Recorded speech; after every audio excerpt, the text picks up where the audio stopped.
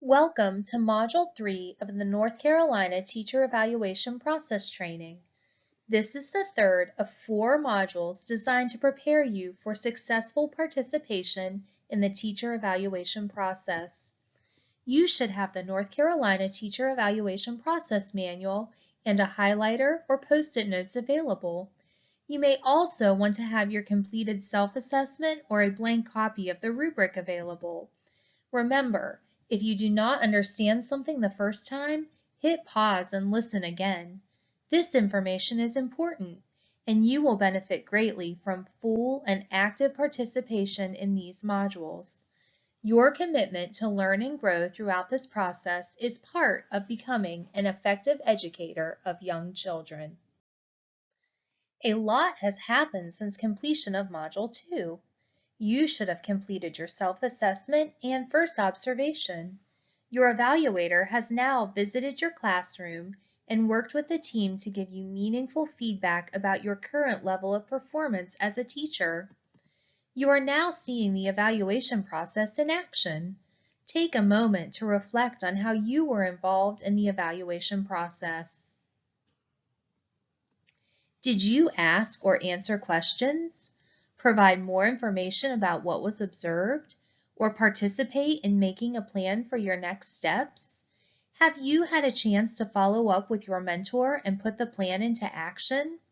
If you said yes to any of these, you have taken the first steps towards being an active participant in your own professional growth. Let's review the 8 steps of the teacher evaluation process. The first is training, which you are participating in right now. The team agreement and self-assessment have been completed. You have participated in 1 observation, which included the pre-observation conference, observation, and post-observation conference. These 3 steps will be repeated until the required number of observations for your license type is completed for this year. When this happens, you will participate in the Summary Evaluation Conference. All of these components help provide information to develop your professional development plan. Today's module will focus on preparing you for this part of the evaluation process. In Module 3, you will continue to gain a deeper understanding of each component of the teacher evaluation process. This understanding grows as you complete training, but also as you participate in each step of the process with the guidance of your mentor and evaluator. Now that you have participated in an observation, we will take a closer look at the rubric. This will include the layout and design of each component, as well as a thorough description of each of the rating levels on the rubric. You will receive an overview of all 5 standards and use your self-assessment and observation feedback to prepare for active participation in setting goals for your professional development plan. By now, your self-assessment should be completed and entered into NESIS. If not, reach out to your mentor for help right away. Did your self-assessment help you prepare for the first observation by previewing what to expect? Did participating in an observation help make some of the items on the self-assessment make sense?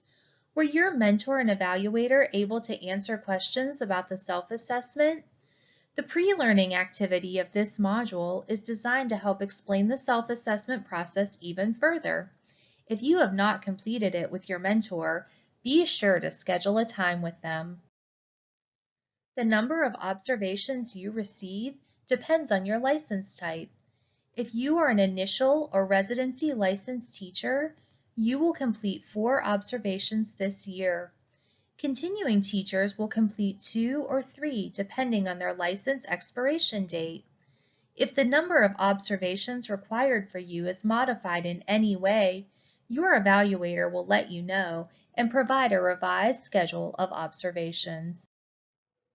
This is the rubric that was marked during both your self-assessment and first observation. Let's review each component of the rubric and learn more about the rating scale used during the summary evaluation component of the teacher evaluation process. Let's test your memory. Point to the standard. Now the element. Now the descriptors or indicators. Now the ratings. How did you do? Let's find out. This is Standard 1, Element A. Each column has indicators that the evaluator is looking for during each observation. The ratings extend across the columns and are guided by the indicators. All indicators in the developing column must be marked for a rating of developing. All indicators in the developing column and the proficient column must be marked for a rating of proficient, and so on. This means that it's important for the evaluator to focus on each indicator at least once during the year, though many indicators will be looked at more than once in order to track your progress and growth. Remember, the performance rating scale is not used during individual observations. While indicators under the column headings are marked by the evaluator, this is just to provide a picture of current performance that will be used to make end-of-year rating decisions.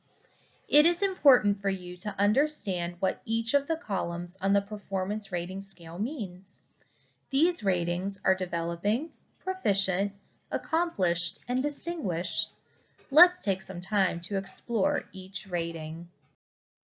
The key word for a rating of developing is knowledge. Developing teachers are generally early in their careers or may have just changed grade levels or position type. Most teachers with a rating of developing will be newly licensed and new to early childhood education.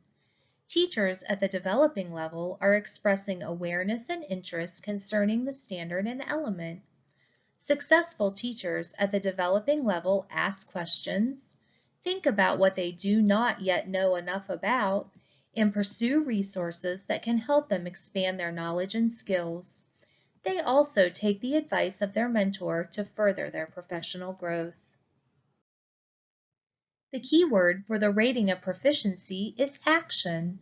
Proficient teachers have made it through the initial adjustment to the teaching profession and have achieved a level of intentionality and consistent implementation of the broad principles in the professional teaching standards.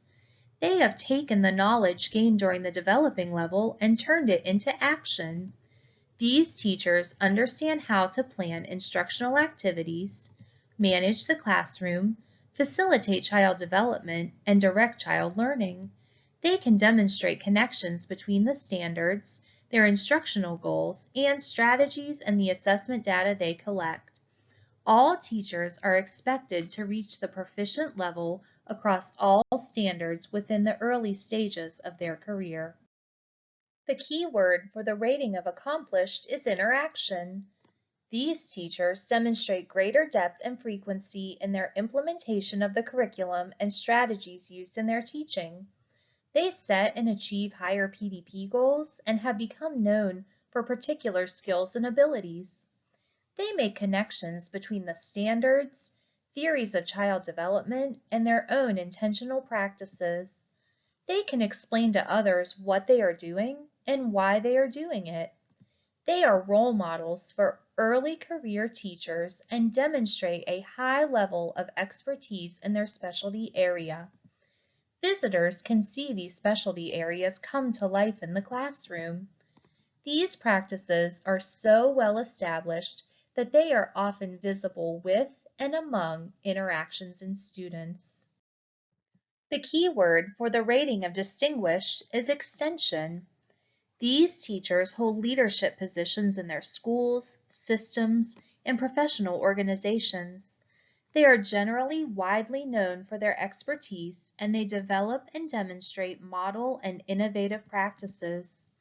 They conduct action research and disseminate findings through publications, professional development, and presentations.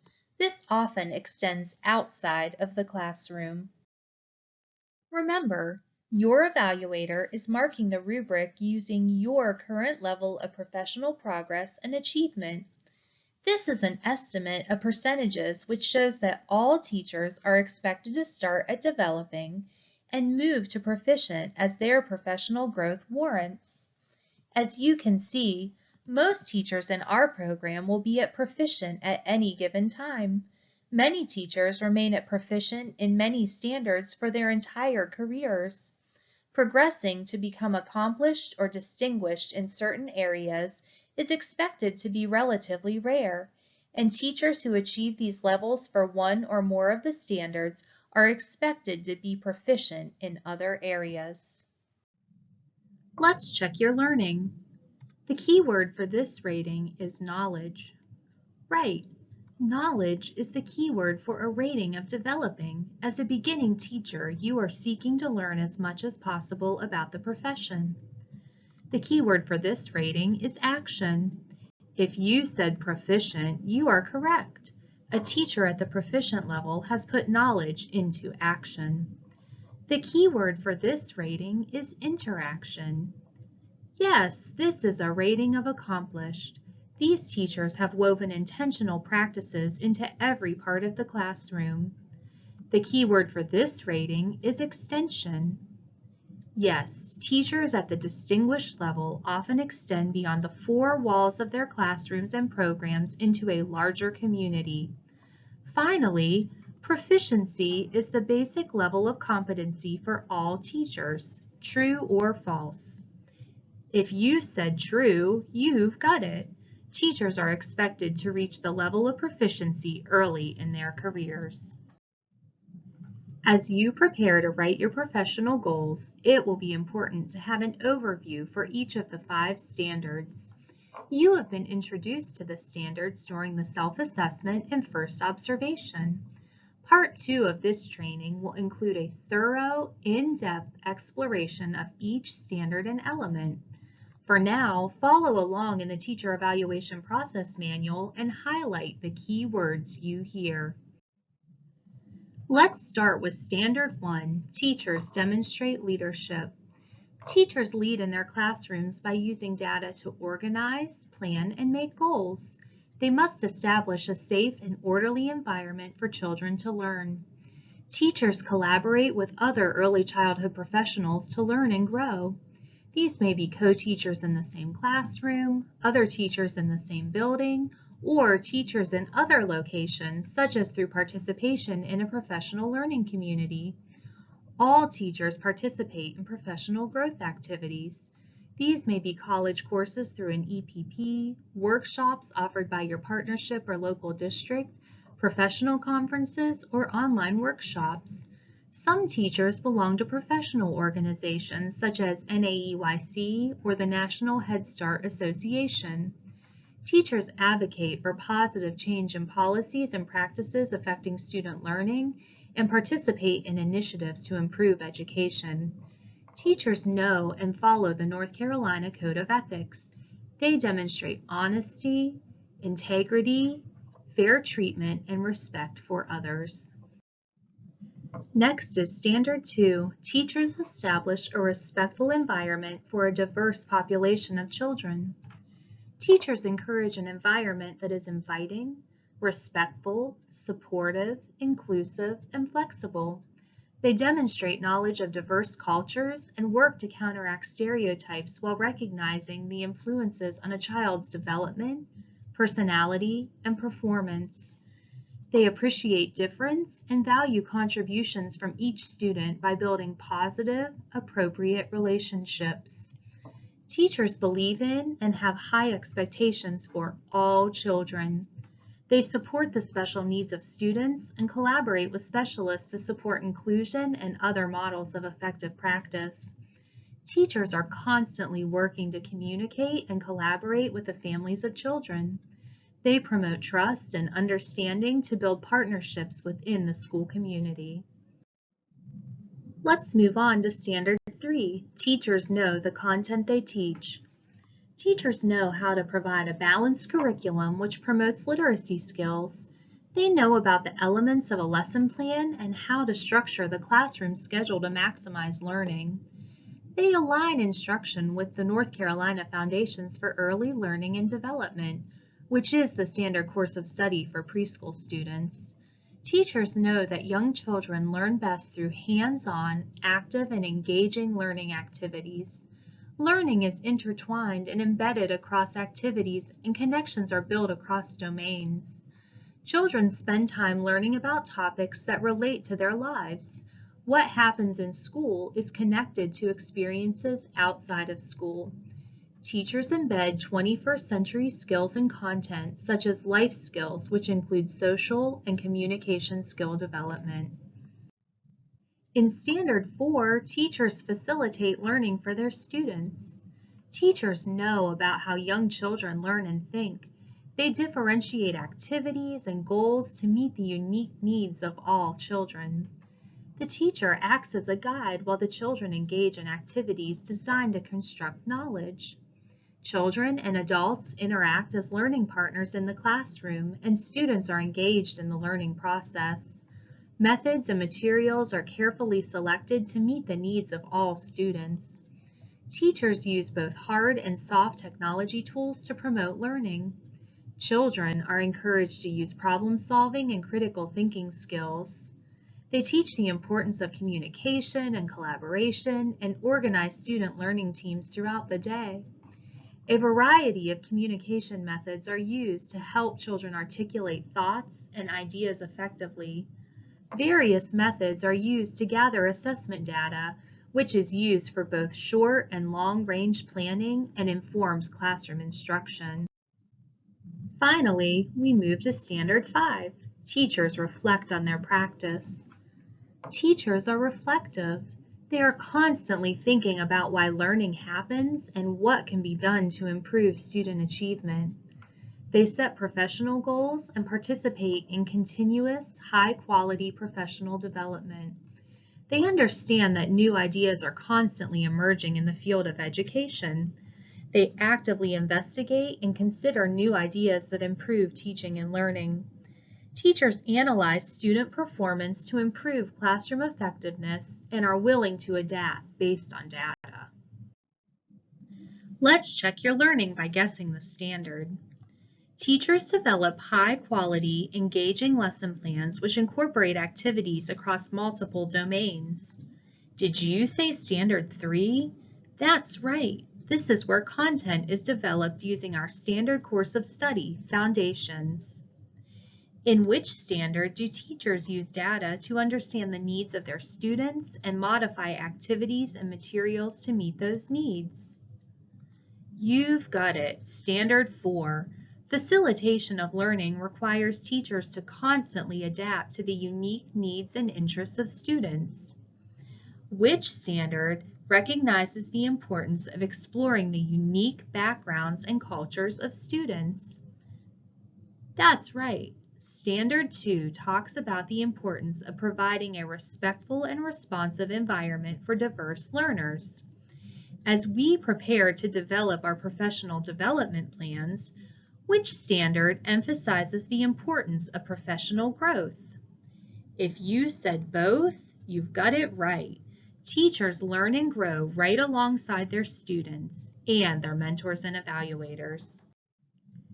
It's time to complete your professional development plan. Your mentor and evaluator are ready to guide you through this process. Remember, this is a formal document developed by you in cooperation with your team. This plan is entered into NESIS and progress is reviewed at the middle and end of each year. You will discuss progress with your mentor at almost every visit, and your evaluator will check in during post-observation conferences. Because the goals align with the North Carolina Professional Teaching Standards, it's important to keep learning about the standards and elements we just reviewed. Your mentor will help you find professional development activities to meet your goals. Just like every other step of this process, this is your plan. While your mentor is there to help, you will choose goals that matter to you. Use your self-assessment, feedback from your first observation, and discussions with your team to guide this plan. Set goals that challenge you but are also achievable. Set yourself up for success in your professional growth. There are 3 types of PDPs: individual, monitored, and directed. Let's briefly review these guidelines. Each teacher will have an individual growth plan during their first year of implementation. This means that as a first-year teacher in our program, you will have an individual growth plan. Teachers who are rated proficient or higher on their summary rating at the end of the year will continue to create an individual PDP. Teachers who are rated as developing on any standard on the summary rating may be placed on a monitored growth plan. Teachers who are rated as not demonstrated on any standard or have a rating of developing for 2 sequential years may be placed on a directed growth plan. These plans are intended to help focus your goals to areas most in need of support. If you qualify for a monitored or directed growth plan after this year, your evaluator will share this information with you at the end of the year summary evaluation conference. Your Early Educator Support Office mentor will be meeting with you soon to discuss this module and answer any questions you may have. This is a good time to ask questions about the self-assessment, PDP, or any component of the rubric or evaluation process you need explained further. Use the instructions in the Next Steps section of this module to begin creating goals for the professional development plan. Your mentor can assist as much as needed during this first try, but see how much you can get completed independently. Also, please review the Code of Ethics on pages 50 to 53 of the Teacher Evaluation Process Manual and highlight any questions or discussion points you want to review with your mentor. Return to the Next Steps folder of this module and follow all instructions carefully to complete Module 3.